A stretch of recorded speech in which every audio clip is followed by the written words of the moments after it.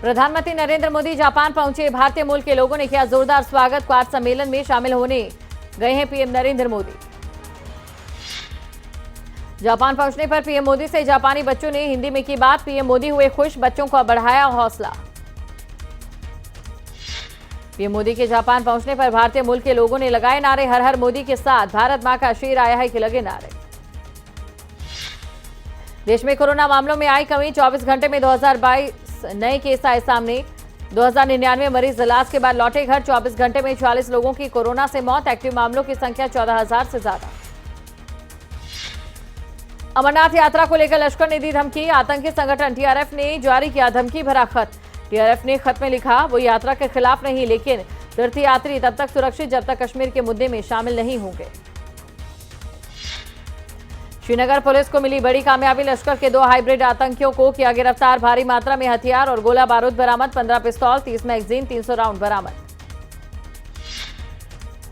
आज हरियाणा कांग्रेस में शामिल होंगे कई पूर्व विधायक। चंडीगढ़ में हरियाणा के नेता प्रतिपक्ष भूपेंद्र हुड्डा और हरियाणा कांग्रेस के अध्यक्ष करेंगे प्रेस वार्ता। प्रेस वार्ता के दौरान रहेंगे करीब आधा दर्जन पूर्व विधायक मौजूद।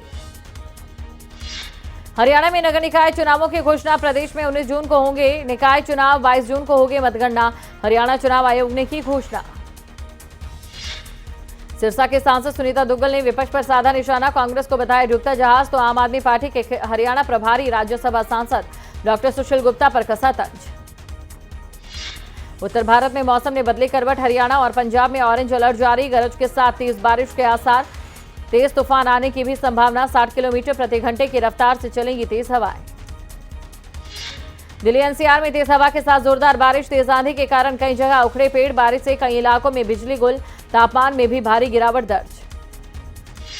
फरीदाबाद में बदला मौसम का मिजाज। तेज हवाओं के साथ बरसात और ओले पड़े। भीषण गर्मी से लोगों को मिली राहत। तापमान में गिरावट दर्ज। हिमाचल में बारिश के कारण मौसम बना सुहाना। किन्नौर, शिलाई समेत कई क्षेत्रों में हो रही बारिश। ऊंची पहाड़ियों पर हुआ हल्का हिमपात। तापमान में भारी गिरावट दर्ज। लोगों को भीषण गर्मी से मिली राहत। उत्तराखंड में मौसम ने बदली करवट। केदारनाथ धाम में हो रही बारिश और बर्फबारी। बारिश और बर्फबारी के कारण बड़ी ठंड। ठंड के बावजूद दर्शन के लिए उमड़ी श्रद्धालुओं की भीड़। बहादुरगढ़ में चलती वैन पर गिरा बिजली का खंभा। तेज हवा और बरसात के कारण हुआ हादसा। गनीमत रही किसी को नहीं आई कोई चोट। 40 किलोमीटर प्रति घंटे की रफ्तार से चल रही हवाएं। कई पेड़ गिरे। सड़क किनारे लगे होर्डिंग्स भी टूटे। चरखीदारी में निर्माणाधीन मकान में लगी आग। आग में झुलसने से पेंट कारीगर की मौत। प्लाईवुड और लकड़ी का सामान जलकर राख। फायर ब्रिगेड ने मुश्किल आग पर पाया काबू। भिवानी के धोडलू गांव का रहने वाला था मृतक। पानीपत में हथियार के बल पर युवक का अपहरण। बदमाशों ने फिरौती के मांगे 80 लाख रुपए से। आई पुलिस और बदमाशों के बीच हुई मुठभेड़। हिसार के सावड़ा गांव में दर्दनाक हादसा। गहरे कुएं में मिट्टी के नीचे दबे 2 व्यक्तियों में से एक व्यक्ति के शव को निकाला बाहर। दूसरे को निकालने का काम जारी।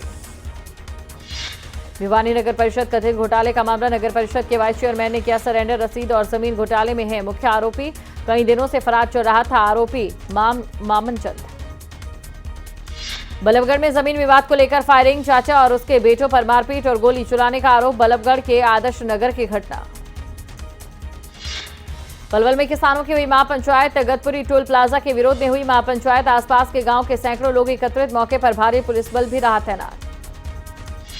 हिसार के साड़वा गांव में दर्दनाक हादसा। गहरे कुएं में मिट्टी के नीचे दबे व्यक्ति 2 प्रशासन और ग्रामीणों की मदद से निकालने की कोशिश।